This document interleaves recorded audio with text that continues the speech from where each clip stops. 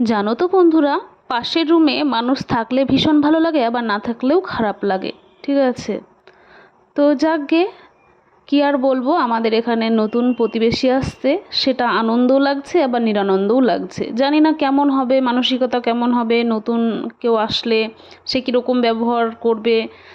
যদিও বা আমি তার রুমে থাকতে যাব না, কিংবা সেও আমার রুমে থাকতে আসবে না। তো এই যে গাড়িটা দেখলে, একজন দুদিন আগে রুম দেখে গেছে, আজকে সেটেল হবে।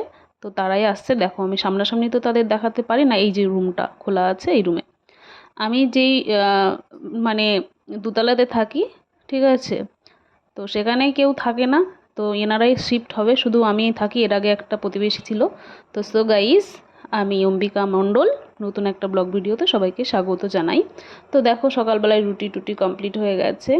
আর গতকালকের একটু কারি রয়েছিল, ঠিক আছে, সেই কারিটা তোমাদের দাদাভাইকে মানে খেতে বলেছিলাম রাতেই, তো খাইনি। এটা ডিমের কারি ছিল, তো এখন ফেলে দিচ্ছি, এটা তো আর খাওয়া যাবে না। আর রুটির সাথে দুধ আর একটা সবজি খেয়ে নিয়েছি আমরা দুজনা। তো তোমাদের দাদাভাইকে বাজারে পাঠিয়েছি। আর এটা দেখতে পাচ্ছ, এটা হচ্ছে খরমুজ, ঠিক আছে। তো এর আগেও আমার ভিডিওটা হয়তো বা দেখেছো। তো এই খরমুজটা এখন আমি কাটবো, কেটে একটু জুস করে খাবো, ঠিক আছে।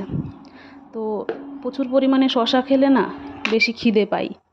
এটা কার কার সাথে হয় একটু আমাকে জানিও তো বন্ধুরা। তো আমি তো বেশি শশা খাচ্ছি, আমার খিদে পেয়ে যায়। তো এই যে দেখো, কিছুটা কেটে নিয়েছি। কেটে এই যে মিক্সি বোল নিয়েছি, এই মিক্সি বোলের ভেতরে টুকরো করা খরমুজগুলো আমি দিয়ে দিচ্ছি। তো দেওয়ার পরে এর ভেতরে কিন্তু আমি দুধ অ্যাড করব, চিনি দেব না। এই খরমুজটা এত পরিমাণে মিষ্টি, চিনি অ্যাড করা লাগে না, ঠিক আছে।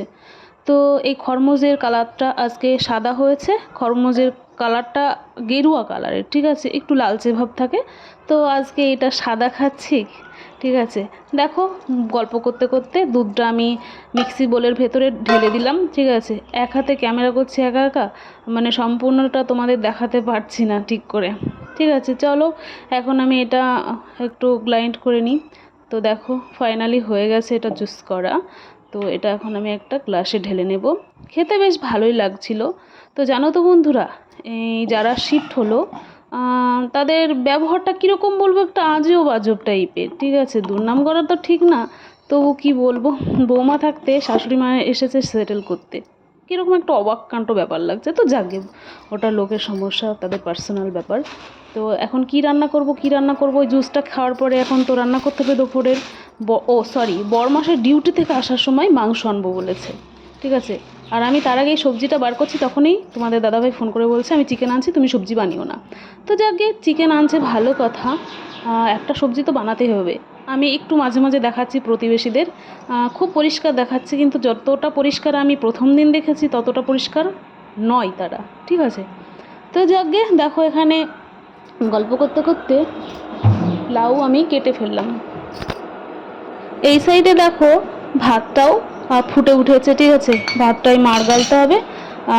মায়ে এসেছে সেটেল করতে। দেখো, আমার সব থেকে খারাপ লাগলো, বউ থাকতে কেন মা আসলো। এবার অনেকে বলবে দিদিভাই তুমি এইরকম কথা কেন বলছো। আমার না এটা কেমন একটা দৃষ্টিকটু লেগেছে, তাহলে বৌমাটাকে কেন এরকম করলো, এইরকম একটা ব্যাপার। ওই আগে বারবার একই কথা পরে নিয়ে পড়ে যাচ্ছি আমি। আমার খারাপ লেগেছে দেখে আমি বলেছি, তোমাদের কী লেগেছে আমি বলতে পারবো না, সামনাসামনি অনেক কিছু দেখেছি, তার জন্য আমার খারাপ লেগেছে। তো যাকগে, এখানে লাউটা একটু মানে হালকা একটু মানে পেকে পেকে গেছিলো। তো খেতে কিন্তু সেই স্বাদ, ঘি দিয়ে রান্না করছি, ঘি ফোড়ন দিয়ে। তার মধ্যে দিয়েছি আমি একটু জিরা আর একটু মুগের ডাল, কাঁচা লঙ্কা। অনেক সময় ধরে রান্নাটা করেছি। তো চলো, এটা হতে থাকুক। তোমাদের দাদাভাই তো ফোন করে বলেই দিয়েছে মাংস আনবে, তো তার জন্য মশলা তো রেডি করতে হবে।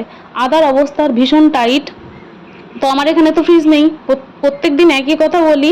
তো ফ্রিজ নিয়ে কী করবো, জায়গায় জায়গায় যেতে হয়, বড়মশাই তো প্রজেক্ট লাইনে কাজ করে, তাই না। তো এখানে আদাটাকে আমি জলে ভিজিয়ে নিয়েছি, যাতে আমার চোচা ছুলতে মানে সুবিধা হয়। দেখো, জল ছেড়েছে, ঠিক আছে। আমি অনেকটা টাইম জলে ভিজিয়ে রেখেছিলাম তো লাউটাকে, একটু শুকনো শুকনো ভাব হয়ে গেছিলো লাউয়ের, তাই জলে ভেজানোর জন্য দেখো এখন নিজে থেকেই জলটা ছেড়ে দিয়েছে। তো আবারও আমি একটু ঢেকে দিলাম, ঢেকে দিয়ে অনেকটা সময় ধরে রান্না করেছি দেখে এতটা স্বাদ হয়েছে। তারপরে মুগের ডালটা অনেকটা সুন্দর সেদ্ধ হয়ে গেছে, বেশ ভালো লাগছিল। চলো, মিক্সি বোলটা নিয়ে এখন আমি একদম মশলা মানে ওখানে পেঁয়াজ রসুন যা যা মানে কাটাকুটি করবো একদম মিক্সি বলে দিয়ে দিব, ঠিক আছে। তো এখানে টমেটোর অবস্থা টাইট, তাই দেখছি কোন টমেটোটা একটু বেশি নরম হয়ে গেছে সেটাই নেব। তো পচে গেছে জানো তো বন্ধুরা, 3-4টে টমেটো পচে গেছে, তো ফেলে দিতে হবে, এগুলো তো আর ব্যবহার করা যায় না। এখানে রেখে দিলাম, হাতে পায়ে দিলে কি হাত পাটা পরিষ্কার লাগে, তার জন্য আমি আগেই ফেলে দিই না, যদি হাতে পায়ে দেওয়ার মতো উপযুক্ত থাকে তো ব্যবহার করি। তো দেখো ইতিমধ্যে আমার পরাণের স্বামী চলে এসেছে। আমার পরাণের স্বামী, যা গরম পড়ছে কি বলবো, বলছে তাড়াতাড়ি গেটটা খোলো, আমার ভীষণ গরম লাগছে। ঠিক আছে, পরাণের স্বামী এখন জুতোটা খুলে আসছে, আমি বলছি স্বাগত তোমাকে, এসে বসো, আমি তোমাকে একটু নুন চিনির জল করে দিই। তো ওকে দিলাম অফ ক্যামেরায়, ঠিক আছে। তো যাকে দেখো এখানে আমি মাংসটা ধুয়ে রেডি করে ফেলেছি। আর এদিকে দেখো মিক্সি বলে যা যা মশলা নিয়েছিলাম, ওই যে আদা, জিরে, রসুন, টমেটো, পাকা লঙ্কা সব কিছু, ওর মধ্যে একটু ধনে গুঁড়ো দিয়ে একবারে পেস্টটা করে নিয়েছি। আর এদিকে দেখো লাউয়ের সবজিটা রান্না হয়ে গেছে। আজকে না মাখানো চিকেন করব। চিকেনটাকে আমি মাখিয়ে রান্না করব, এইটা খেতে না দুর্দান্ত লাগে। তো একটা দিদিভাই এরকম ভিডিও ছেড়েছে, অল্প মশলায় কম তেলে, তো আমার বেশ ভালো লেগেছে, খেতেও কিন্তু খুব স্বাদ লাগে। তো আমি খুব একটা কম তেল দিইনি, আলুটাও কিন্তু আমি একদম মাংসের সাথে ম্যারিনেট করে নেব। ওই যে বলে দিলাম কি কি মশলা নিয়েছি, যা যা লাগে মাংস রান্না করতে সব মশলাই আমি নিয়েছি। লবণ, হলুদ আর সর্ষের তেল দিয়ে ভালো করে দেখো একটা হাতার সাহায্যে মাখামাখি করছি, কেননা লঙ্কাটা না অনেকটা দেওয়া হয়ে গেছে, যার জন্য আমার হাতে না ঝাল লাগবে, সেই জন্য আমি কি করছি একটা হাতার সাহায্যে ভালো করে মেখে নিচ্ছি। এই যে মাখছি একটু সময় ধরে, কেন বলো তো, এই মাখাতেই হাফ রান্না হয়ে থাকে। এটা না আমাদের ঠাকুমা, দিদিমা এরা বলে থাকতো, শাশুড়িমাও বলে যে মাখার মাঝেই তোমাদের রান্নাটা অর্ধেক হয়ে যায়। তো যাক গিয়ে গুরুজনরা বলে, তার মানে সেটাই ঠিক। এখানে দেখো ওয়েদারটা আজকে একটু মেঘলা মেঘলা হয়ে গেল। তো এই সাইডে আমি কিন্তু চিকেনটা বসিয়ে দিয়েছি, চিকেন থেকে না দেখো অনেকটা জল ছেড়ে দিয়েছে, তো আমি এক্সট্রা করে চিকেনে জল দিইনি। এখানে আমার বরমশাই বোতলগুলো পরিষ্কার করছে, কি দিয়ে পরিষ্কার করছে জানো, আমার কাছে না আয়রন পাউডার নেই। তো আমি কি করব, আমার বরমশাই বলে আলুর খোসাগুলো ফেলবে না কিন্তু অম্বিকা, ওইগুলো রেখে দাও, আমি লবণ আর আলুর খোসা দিয়ে বোতলটা পরিষ্কার করে নেব। সত্যি কথা বলতে এত সুন্দর পরিষ্কার হয়, তোমরা একবার বাড়িতে ট্রাই করো। লবণ আর যে আলুর খোসাটা তোমরা প্রত্যেকদিন ফেলে দিচ্ছ, বোতলগুলোর ভেতরে দিয়ে একটু ঝাঁকি দিয়ে একটু রেখে দেবে, তারপরে বাইরেটা একটু ব্রাশ দিয়ে পরিষ্কার করে নেবে, মানে বোতলের যে ঢাকনাটা থাকে সেটাকে ব্রাশ দিয়ে পরিষ্কার করবে। তো দেখো গল্প করতে করতে অনেকটা কষিয়ে ফেলেছি মাংসটা, বারবার ঢাকা দিয়ে দিয়ে কষাচ্ছি, কেননা ঢাকা দিয়েই কষাতে হবে, কেননা এখান থেকে জল ছেড়েছে তো মাংস থেকে। তো দেখো ফাইনালি চিকেনটা রান্না শেষের দিকে, এখন মশলা টশলা সব কিছু দেওয়া হয়ে গেছে। দেখো নামিয়ে ফেললাম একটা গামলাতে, একটু গ্রেভি রেখেছি। কি বলবো বন্ধুরা, সেদিনকার মাংসটা এত সুন্দর স্বাদ হয়েছে, লাস্টে একটু ঘিও দিয়েছি, দেখো ভেসে ভেসে উঠেছে, কেননা ঘিয়ের তো এখন অভাব নাই, নিজে বানাই যেহেতু। তো যাকে দেখো 2 থালায় ভাত বেড়েছি, তারপরে লাউয়ের তরকারি নিয়েছি। বরমশাই বলছে যে অম্বিকা আমাকে না একটু লাউটা কম দাও, কেননা তুমি তো চিকেনের ঝোল খাবে না, লাউটাই তুমি ভালোবাসো খেতে, আর চিকেন খাবো, ঝোলটা অতটা খাবো না। কিন্তু সেদিনকে না আমি ঝোলটা খেয়েছি, আমার কাছে না ভীষণ ভালো লেগেছিল।